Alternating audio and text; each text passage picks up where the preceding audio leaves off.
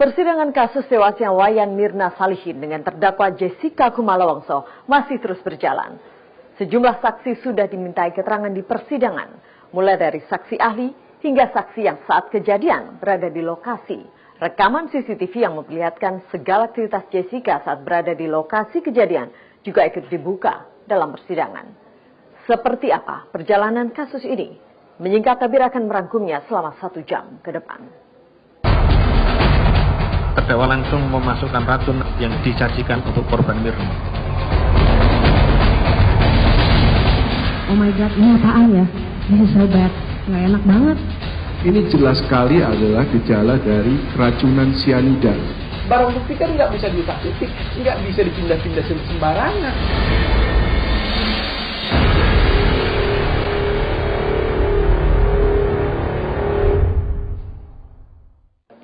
Setelah berkas perkaranya dinyatakan lengkap, sidang pertama kasus tewasnya Wayan Mirna Salihin digelar di Pengadilan Negeri Jakarta Pusat pada 15 Juni 2016 lalu. Dan untuk pertama kalinya, Jessica Kumala Wongso duduk di kursi pesakitan dengan status terdakwa. Ia dituding telah melakukan pembunuhan berencana dengan cara membubuhkan racun sianida ke dalam kopi Vietnam yang diminum Mirna.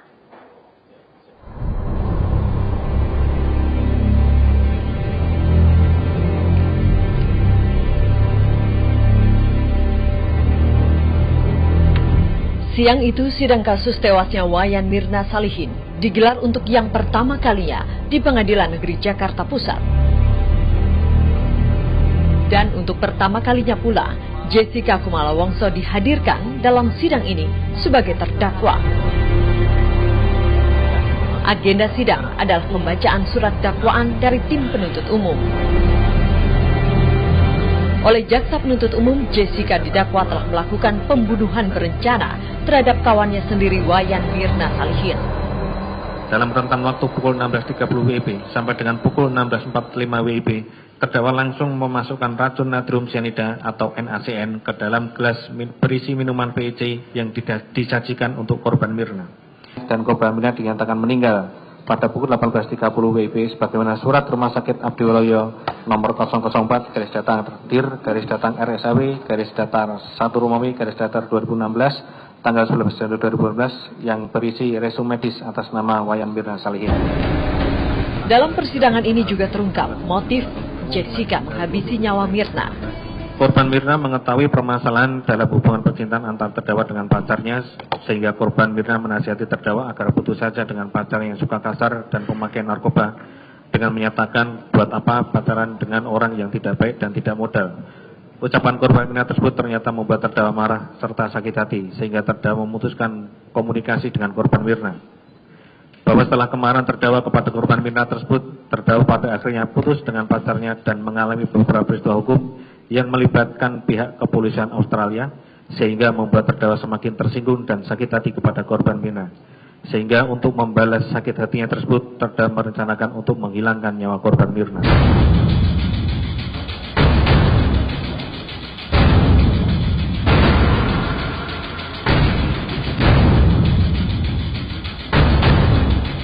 Di pertengahan bulan lalu, sidang kembali digelar. Kali ini agendanya mendengarkan keterangan saksi. Darmawan Salihin, ayah Mirna, Sandy Salihin, saudari kembar Mirna, dan Arif Sumarko, suami Mirna, dihadirkan dalam persidangan sebagai saksi. Sejak mengetahui Mirna tewas, Darmawan Salihin mengaku sudah menaruh curiga kalau anaknya itu telah menjadi korban pembunuhan.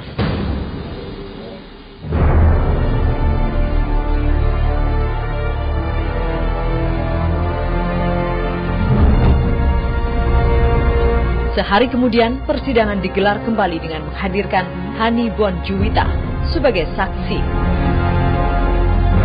Hani adalah orang yang saat itu bersama Mirna dan juga Jessica. Saya sama Mirna itu janjian untuk ketemu berdua dulu.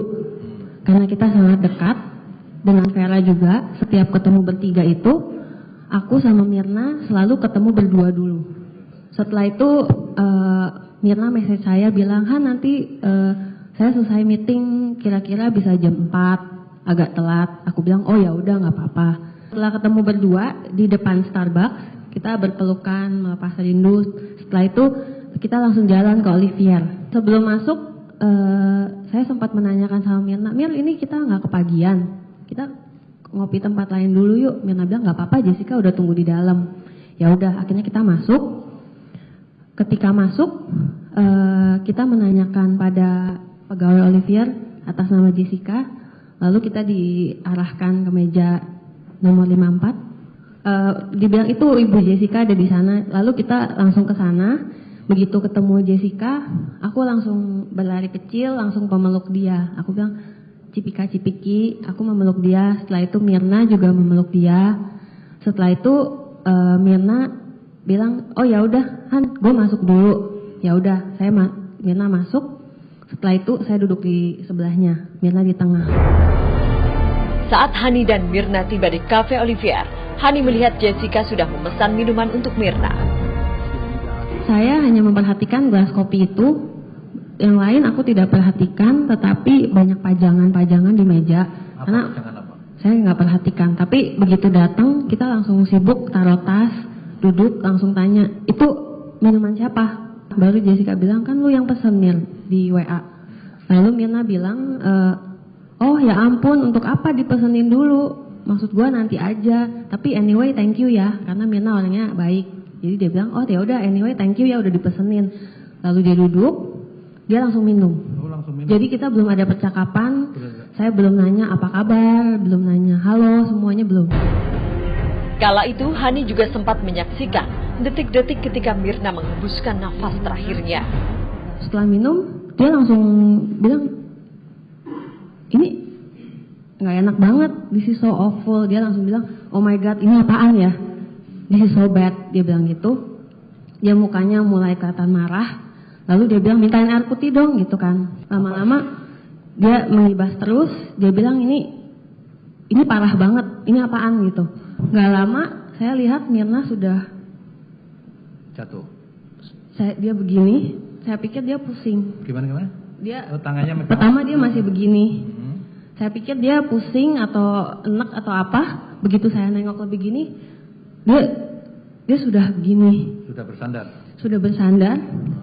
Tatapannya kosong. Terus dia kesusahan nafas. Pelan-pelan tangannya kejang. Kakinya semua masuk ke dalam gini. Terus tatapan mata dia ke atas kosong, mengeluarkan pertama bubble gitu, bola-bola kecil. Bola apa? Bubble. Di mulut? Iya, buih-buih kecil busa, dari mulut busa. Iya, pelan-pelan keluar busa. Terus dia masih berusaha bernapas, tetapi seperti kesusahan. Dia langsung ada bunyi seperti ini kayak, sudah seperti itu.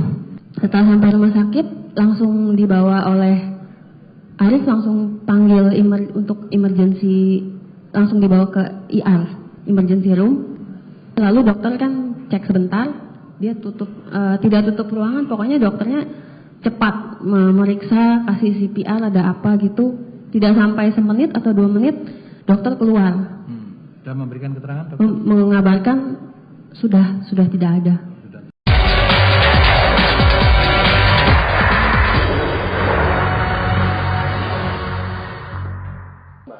Dalam sidang lanjutan, pihak pengadilan menghadirkan beberapa saksi ahli, di antaranya saksi ahli toksikologi dan saksi ahli digital forensik. Dalam persidangan ini terungkap, kalau di dalam lambung Mirna terdapat racun cyanida seberat 0,2 mg per liter. Selain itu, semua pergerakan Jessica yang terekam CCTV juga dianalisa. Terdakwa langsung memasukkan racun yang disajikan untuk korban Mirna. Oh my god, ini apaan ya? Ini sobat, nggak enak banget. Ini jelas sekali adalah gejala dari keracunan cyanida. Barang bukti kan nggak bisa diutak-utik, nggak bisa dipindah-pindah sembarangan.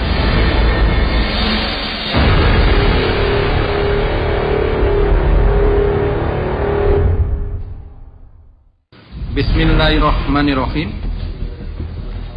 Demi Allah saya bersumpah bahwa saya akan memberikan pendapat soal-soal yang di Pengadilan Negeri Jakarta Pusat kembali menggelar sidang lanjutan kematian Wayan Mirna Salihin.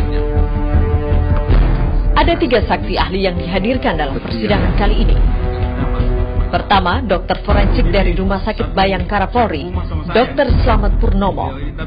Kemudian saksi ahli toksikologi forensik Nur Saman Subandi, serta saksi ahli digital forensik AKBP Muhammad Nuh Al-Azhar. Dalam kesaksiannya, dokter forensik Slamet Purnomo memastikan bahwa kematian Wayan Mirna Salihin disebabkan oleh racun sianida. Dari gejala dari CCTV ini jelas sekali adalah gejala dari keracunan sianida. Gejala keracunan sianida. Kenapa? Karena gejala keracunan sianida, terutama dengan dosis yang besar, itu akan menyebabkan suatu rasa atau terbakarnya jaringan mulut bagian dalam dan salurannya sampai ke daerah lambung. Jadi korban ini sebetulnya terasa terbakar. Oleh karena itu dia segera membuka mulut dan mengipas-ngipaskan seolah-olah dia kepanasan untuk mencoba mengurangi panasnya tersebut. Kemudian gejala-gejalanya timbulnya kira-kira berapa detik? Biasanya tuh sangat cepat sekali. Jadi mulai dia minum sampai timbul dia tidak enak. Itu sampai dia ketika minum dia rebah tuh 1 menit 50 detik. Ya. Yang berikutnya adalah ditemukannya pada sampel yang di TKP yaitu racunnya. Dan yang kelima adalah diketemukannya racun yang sama pada tubuh korban. Jadi kelima itu semua bisa disebut sebagai satu kesatuan yang tidak terpisahkan yang dapat diakibatkan kematian oleh karena dari sianida. Sementara itu menurut saksi ahli toksikologi forensik, sianida yang dimasukkan ke dalam es kopi Vietnam yang diminum oleh Mirna berbentuk padat. Di situ kami dapati unsur kalium juga cukup tinggi, sehingga kami berkesimpulan bahwa yang terdapat di dalam sisa minuman korban itu adalah ini, natrium sianida yang teknis. Ini kenapa saya bilang ini yang kemungkinan paling besar gitu ya. Jadi kepastian hanya milik Allah. Ya. Ini kemungkinan paling besar adalah ini karena tadi saya dapati banyak pengotor logam kalium. Saya tidak bisa pastikan bahwa itu padat atau cair, tapi saya lebih cenderung ya. Lebih cenderung kalau disuruh menjawab, lebih cenderung mengatakan itu padat. Itu? Padat. Padat. Ya. Hasil rekaman CCTV yang dibuka dalam persidangan juga dianalisa oleh ahli. AKBP Muhammad Nuh Al-Azhar dihadirkan sebagai saksi ahli dalam persidangan ini. Dalam kesaksiannya, Muhammad Nuh Al-Azhar menjelaskan secara detail hasil rekaman CCTV yang berada di Olivier Cafe, tempat di mana Wayan Mirna Salihin tewas. Ya, pada pukul 15.34.9 terlihat seorang perempuan yang dalam kasus ini adalah terdakwa masuk ke dalam restoran Olivier. Itu pukul dia masuk 15.34.9 lebih kurang di waktu itu. Kemudian 15.32.36 terdakwa untuk kasus ini keluar dari dalam restoran. Jadi ada dia masuk kemudian dia keluar pada pukul itu. Pada pukul 16.14.05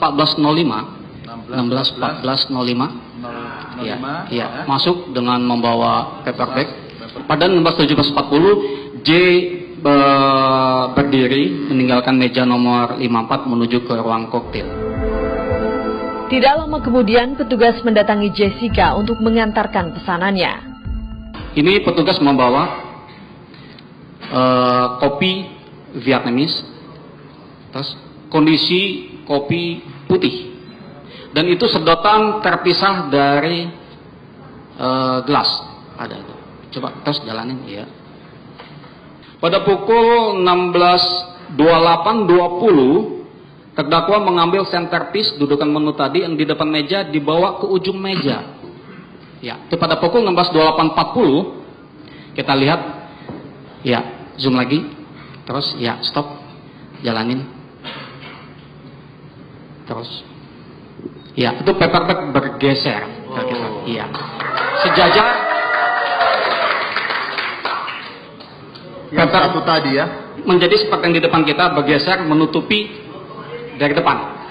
16:29:50 terdakwa membuka tas dengan kedua tangannya. Posisi tas ada di ujung sofa, masih di tempat dia duduk di awal.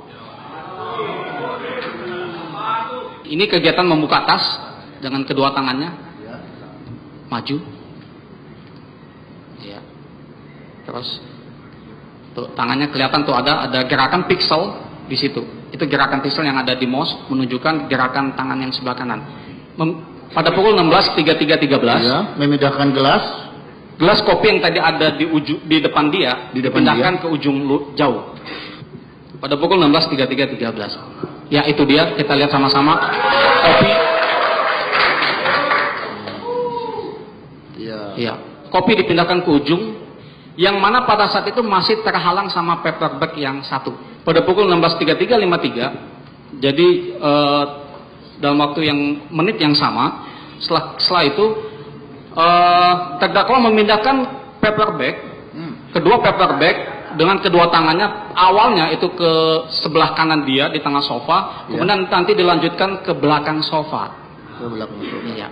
Dilanjutkan dengan satu paperback lagi sehingga di atas meja tidak ada lagi paperback terlihat. Ya, diulangi. Ya. Coba tenang ya. Kembali dilanjutkan. Berdasarkan analisanya, saksi ahli digital forensik ini menyimpulkan kalau kopi yang telah dipesan berada dalam pengawasan Jessica. Pada pukul 16.26 selesai disajikan hingga diminum sama korban pukul 17.18. Terdakwa Jessica tidak kemana-mana, tetap di meja nomor 54. Jadi artinya kopi di dalam pengawasan Jessica dan dia sendirian di meja tersebut. Dan berdasarkan pengamatannya, ada satu pergerakan Jessica yang dianggap mencurigakan saat peristiwa itu terjadi. Menganalisis lanjutan file-file yang masih ada, di situ kita lihat terdakwa menggaruk paha sebelah kanan. Kenapa itu menggaruk? Karena posisi tangan bukan lurus, tapi bengkok jari-jari. Coba kita lihat lagi, back. Coba dipertegas. Ya, itu ya, seperti itu. Mundur lagi, Pak Yari. Ya. Coba, Selain itu kejanggalan menurut saudara, itu apakah kejanggalan, saudara? Kalau tidak ada apa-apa, kenapa harus menggaruk? Dan itu membungkuk. Membungkuk. Iya.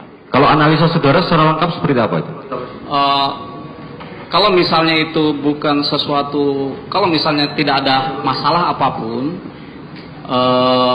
dan semuanya berjalan dengan baik, tidak akan ada apa-apa untuk ngapain menggaruk. Kecuali kalau memang terdakwa ada yang gatal di sana, penyakit di sana, yang digaruk di sana. Karena itu jelas sekali menggaruk.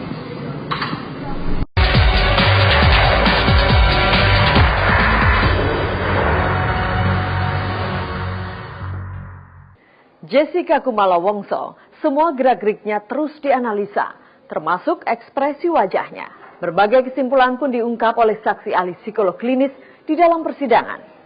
Jessica dinyatakan memiliki kepribadian amorus narsistik, di mana ia akan mendapatkan kepuasan batin ketika menjadi sorotan banyak orang, serta pandai berbohong. Terdakwa langsung memasukkan racun yang disajikan untuk korban Mirna. Oh my god, ini apaan ya? Ini sobat, nggak enak banget. Ini jelas sekali adalah gejala dari keracunan sianida. Barang bukti kan nggak bisa diutak-utik, nggak bisa dipindah-pindah sembarangan.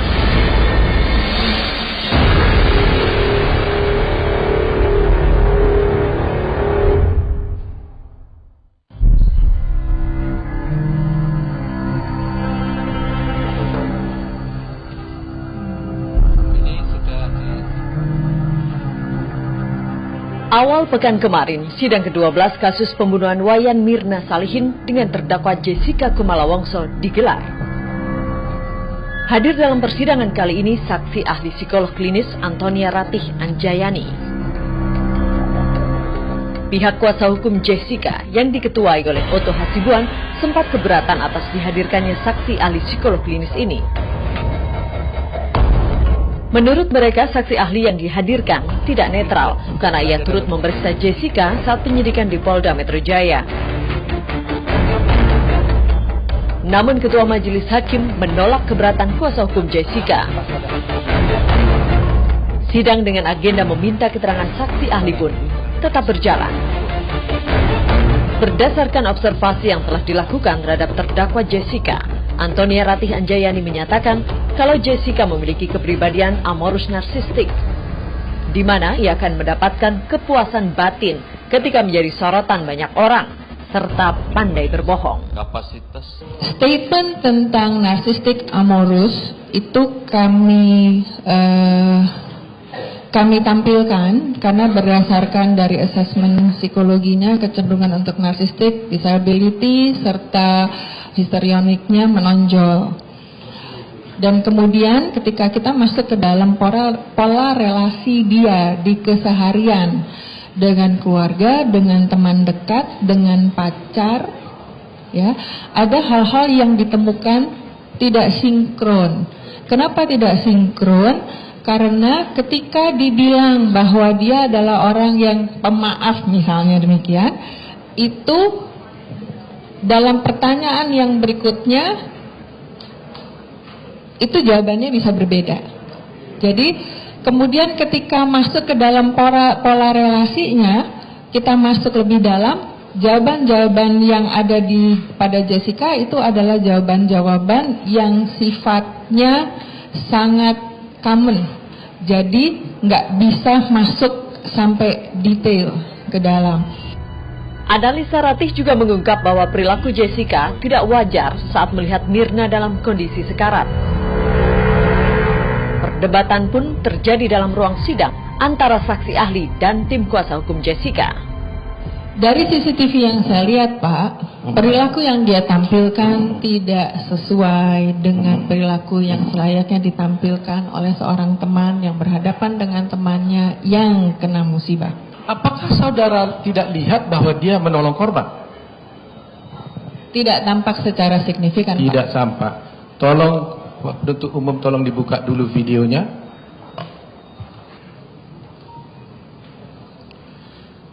Nah, coba lihat ini ya, mulai gerakan di sini. Ya, dia mengangkat tubuh Mirna, menolong Mirna. Lihat. Langsung aja dari sini kan kelihatan yang menunjukkan respons dari bahasa tubuh. Saya nanti tanya. Care menunjukkan antisipasi ke situ adalah Hani dan petugas-petugas di Oliver. Hani di belakang tuh? Iya, di belakang. Iya. Tapi lihat dong, Pak. Ya, diangkat kan? Dia kan? Lihat diangkat ya. Karena dia ada di situ. Dia nih. Tapi Ulangi lagi. Lihat nih. Lihat. Ya enggak, lihat aja, kita lihat semua. Jangan sebulan kita melihat apa. Lihat ya, lihat. Apa yang terjadi? Lihat, Ngapain dia di situ? Ngapain Jessica di situ tadi? Ulangi lagi, biar sampai jelas. Ulangi. Lihat, ngapain itu? Saudara lihat ahli? Apa yang saudara lihat? Sampaikan dengan sumpah saudara. Lihat dong apa? Kenapa ragu-ragu? Ulangi lagi. Ahli, coba sampaikan apa yang saudara lihat. Anda disumpah. Lihat. Apa yang dilakukan Jessica tadi itu? Udah. Jangan yang tadi.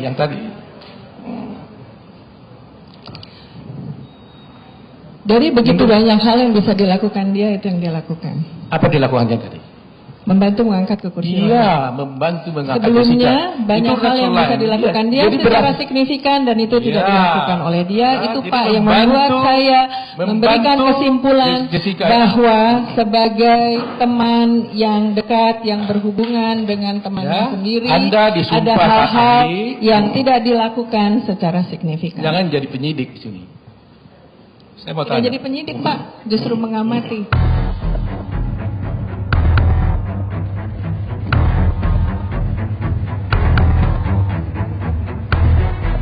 Untuk yang ke-13 kalinya, persidangan kasus pembunuhan Wayan Mirna Salihin digelar di Pengadilan Negeri Jakarta Pusat. Dalam sidang kali ini dihadirkan saksi ahli psikiatri forensik Natalia Widiasih Saharjanti. Dalam keterangannya kali ini, saksi ahli mengungkapkan kalau terdakwa Jessica tidak memiliki gangguan jiwa berat. Namun sejak akhir 2015 lalu, Jessica mulai tertekan karena banyak permasalahan yang dihadapi. Pada Januari 2015 tanggal 28 itu hanya sifatnya ancaman. Jadi dia mengancam akan bunuh diri, dia telepon Patrick.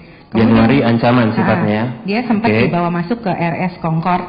Nah, namun pada tanggal 29 saat dipulangkan dari Concord jam 2.30, ternyata dia melakukan suicide attempt tadi yang membuat upaya bunuh diri. 29 Januari. Tadi Januari yang pertama tanggal berapa? 28 tuh cuman hanya sekedar ancaman. Oke, 29 eskalasi berarti naik. Naik. Oke, setelah itu dari 27 Januari. Dari Januari baru mulai adalah peristiwa DUI itu driving under influence. Drive under itu ini yang sampai menabrak nursing home yang sampai itulah waktu Jessica menabrak panti jompo itu. Ya. Itu tanggal 22 Agustus. 22 Agustus. Ya. Itu kita lihat saat itu kita mencoba memotret dari orang-orang yang mengenal dia, hanya Kristi yang bicara bahwa ada kemungkinan kita hanya mendengar itu ada kemungkinan masalahnya tetap Patrick gitu. Jadi apakah karena tadi Patrick hubungannya nggak ini jadi pakai minum alkohol sehingga jadi nabrak? Itu kita hanya memotret di situ. Nah kemudian dikatakan menurut Kristi September itu J putus. Kemudian Oktober, jadi dari Januari baru mulai melakukan suicide attempt itu 26 Oktober itu dengan menggunakan mencoba meracuni dengan panggangan barbecue. 26 Oktober. Nah itu dia masuk ke rumah sakit Royal Prince Alfred Hospital. Kalau dari evaluasi kami terhadap temuan-temuan tadi bisa disimpulkan memang di bulan November itu banyak sekali permasalahan yang dialami dan semuanya kaitannya sebenarnya dengan relasi pacar, dicetuskannya oleh itu, kemudian dia jarak waktu antara berulang kali masuk untuk melukai dirinya jadi lebih pendek. Yang dulunya dari Januari ke Oktober kita melihatnya eskalasi lebih dari sana. Kemudian juga tindakannya mulai dari hanya sekedar laserasi di tangan, sekarang udah dengan berbagai cara, termasuk tadi tanpa mungkin tidak ditujukan tapi tadi beresiko untuk minum alkohol, menabrak tadi menyetir sehingga bisa membahayakan orang lain seperti itu. Semenjak itu sifat Jessica berubah menjadi pribadi yang agresif.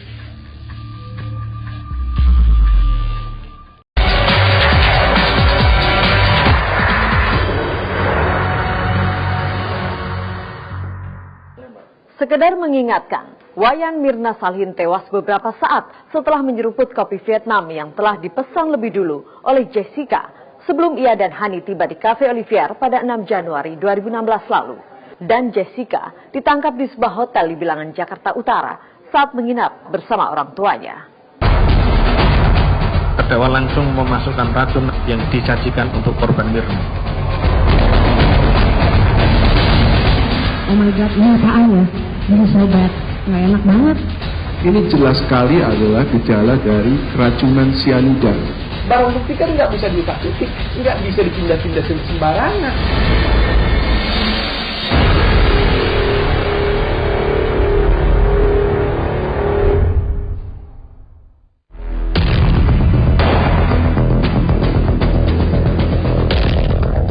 Jessica Kumala Wongso, namanya mendadak menjadi perbincangan publik setelah kematian sahabatnya Wayan Mirna Salihin usai menyeruput es kopi Vietnam di Cafe Olivier Mall Grand Indonesia pada 6 Januari 2016 lalu. Saat itu Jessica bersama Mirna dan Hani, satu temannya yang lain, memang sengaja datang ke Cafe Olivier untuk melepas rindu setelah lama tidak bertemu. Ketiganya memang akrab saat kuliah di Universitas Philippi College, Australia. Pertemuan itu ternyata berakhir tragis. Mirna tewas 40 menit setelah menyeruput es kopi Vietnam yang dipesan oleh Jessica. Jessica pun tersudut. Wanita 27 tahun ini disebut-sebut sebagai orang yang telah meracun Wayan Mirna Salihin, sahabatnya.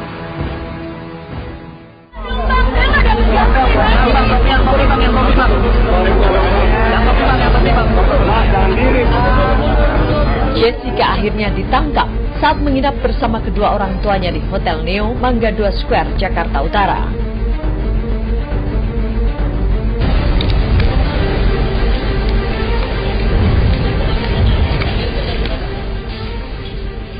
Untuk mencari barang bukti, kamar hotel yang disewa Jessica dan orang tuanya pun digeledah polisi. Nggak mau ngaku ibu deh. Ya udah, pelan-pelan. Pak, aku juga udah tahu di koran, Pak. Di kamar mandi juga ada. Kamar mandi juga ada. Iya. Kan dari dulu. Satu-satu aja. Mbak. Oh, dinaikin ke atas. Oh, nanti ya, Mas. Pak, liatin Mbak ya. Oh ya. Saya, ya bukan ini porsinya.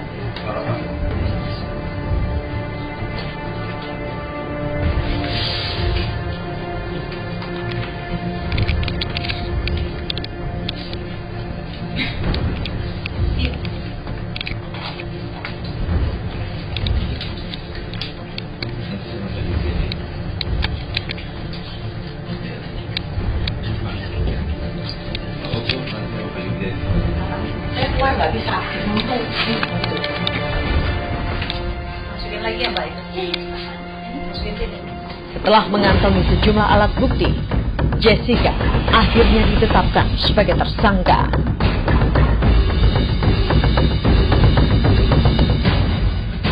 Untuk memperkuat berita acara pemeriksaan, aparat kepolisian daerah Metro Jaya kemudian melakukan prarekonstruksi pada 11 Januari 2016.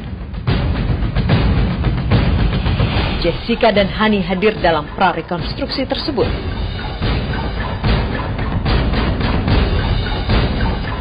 Sejumlah adegan mulai dari Jessica datang, memesan minum, hingga Mirna dan Hani datang diperagakan.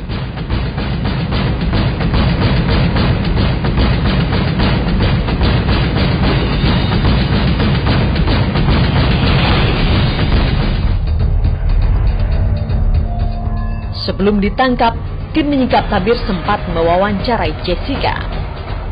Kepada kami, Jessica nampak tenang dan membantah semua yang dituduhkan kepadanya.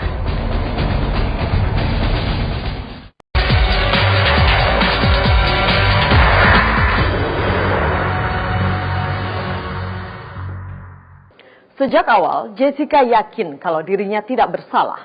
Segala tuduhan yang dialamatkan kepadanya belum bisa dibuktikan secara sah. Berikut rekaman wawancara dengan tim menyingkap tabir sebelum Jessica ditangkap dan ditetapkan sebagai tersangka oleh Direktorat Kriminal Umum Polda Metro Jaya. Terdakwa langsung memasukkan racun yang disajikan untuk korban Mirna. Oh my God, ini apaan ya? Ini sobat, nggak enak banget. Ini jelas sekali adalah gejala dari keracunan sianida. Barang bukti kan nggak bisa diutak-utik, nggak bisa dipindah-pindah sembarangan.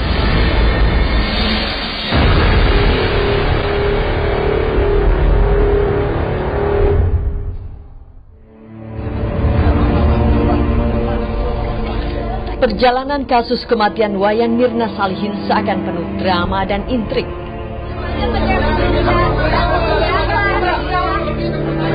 Satu minggu sebelum ditetapkan sebagai tersangka, salah satu kuasa hukum Jessica, Yudi Wibowo, membantah keras soal keterlibatan kliennya dalam kasus ini. Pernyataan Yudi senada dengan apa yang diutarakan Jessica saat kami wawancarai beberapa waktu yang lalu. Kepada kami, Jessica mengaku bahwa ia tidak melakukan apa yang dituduhkan selama ini kepadanya.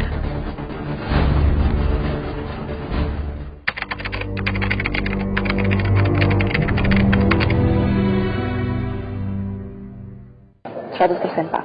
Alasannya? Karena saya memang tidak melakukan. Saya cuma takut kalau ada sesuatu yang muncul dan itu hasil rekayasa, itu saja. Maksudnya rekayasa? Sesuatu yang dibuat oleh seseorang yang memojokkan saya, walaupun saya tidak berbuat.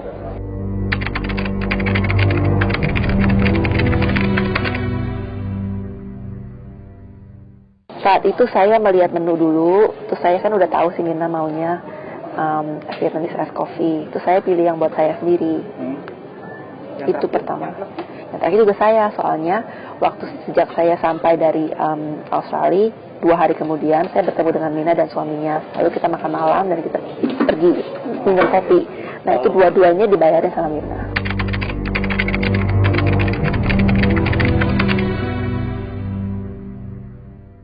Karena saya udah nggak tahu restoran mana yang bagus di Jakarta, karena saya udah lama nggak pulang. Lalu teman saya Hani mengusulkan 2 tempat, dan saya lihat websitenya dua-duanya, terus saya pilih Olivier karena website lebih bagus, kelihatannya tempatnya lebih enak gitu.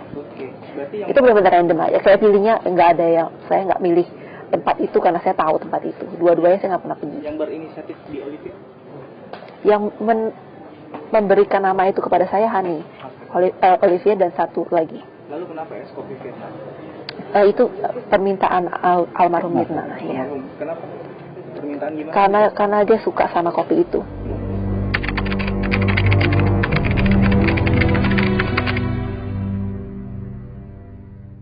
Saya kenal sama mereka waktu kuliah di Australia.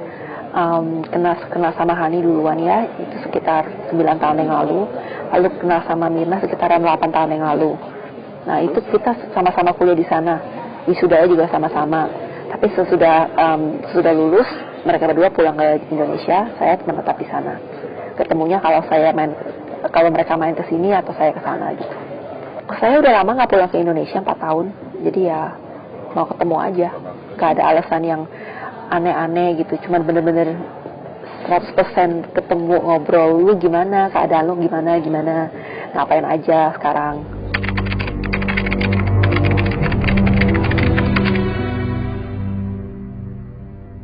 Saya sangat berharap kalau pelaku yang sebenarnya segera tertangkap. Jadi saya bisa membaikkan nama baik saya kembali lagi ya. Karena saat ini kan saya disorot sama media terlalu sampai parah sekali. Papa mama saya juga kasihan kan. Dan karena saya sangat memprihatinkan orang tua saya dan nama baik saya juga tercemar. Jadi saya ingin supaya cepat selesai.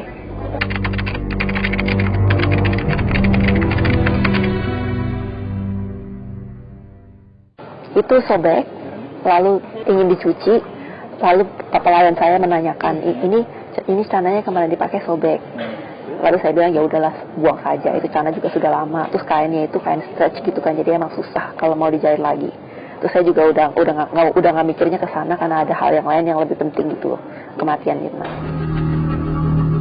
Bak sandiwara berseri, perjalanan kasus kopi Vietnam bercampur racun cyanida ini masih ditunggu khalayak ramai. Jessica Kumala Wongso yang melakoni peran antagonis terus dicecar oleh para penggawa keadilan. Bukti-bukti kuat soal keterlibatannya dalam kasus ini pun berusaha diungkap demi tegaknya sebuah keadilan. Lalu apakah benar Jessica yang telah meracun Mirna? Kita tunggu akhir episodenya. Sampai jumpa.